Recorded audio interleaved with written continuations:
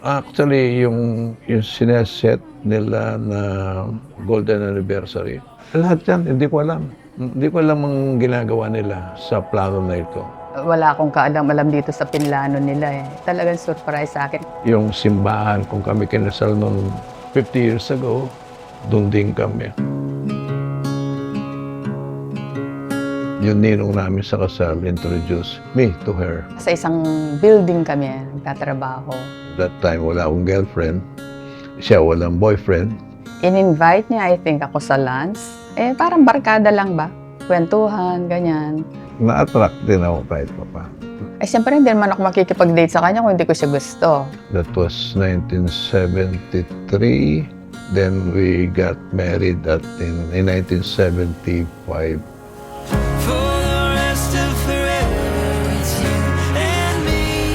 I love you. Bakit mo daw ako?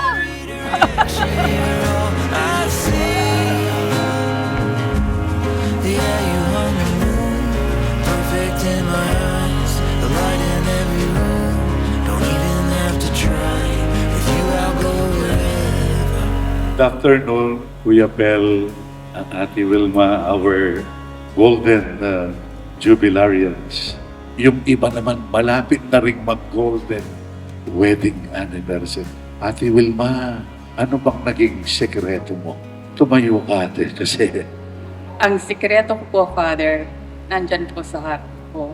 Palagi po ako nagdadasal sa Kanya. Nagabayan siya at gabayan din po ako. Dalawang bagay na. Pinanatili ko yung respeto sa bawat sa amin, yung love, o dadagdagan ko ng isa, yung sinabi mong patience, malaking tulong sa akin yan. Thank you, that's all. Baka marami pa akong masabi.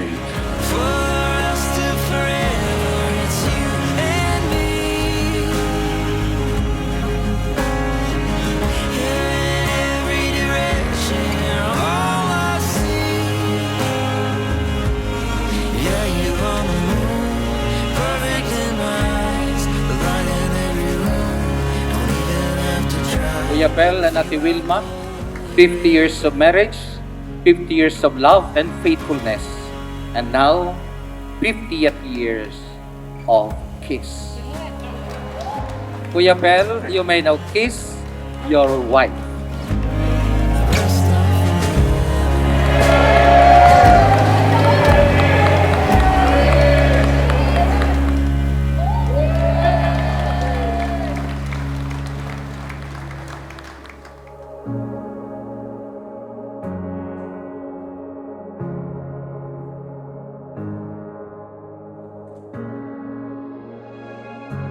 Mami, happy 50th wedding anniversary. Regalo ko pala sa yan eh. My the one I've shared a lifetime with. 50 years down, forever to go. I love you. I love you too. Thank you. Puno na ng lipstick. Ba't ako wala akong regalo sa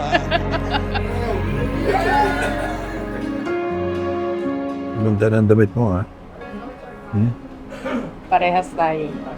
Dapat may respeto sa isa't isa. Tapos, of course, hindi mawawala yung pagmamahal, di ba? Kasi pagka wala ka na respeto, mawawala din yung pagmamahal. As we age, tuloy lang siguro yung pagkalinga sa bawat isa. Tanda na kami. Napanatili na naman natin yung pagmamahalan at saka yung respeto. Yung pagkalinga na lang. Love and feeling ko sa kanya kasi tunay naman na mapagmahal siya. Tsaka simple lang talaga kasi siya eh. Although siyempre pareho na kaming may edad, till the last breath, siya pa rin ang mamahalin ko.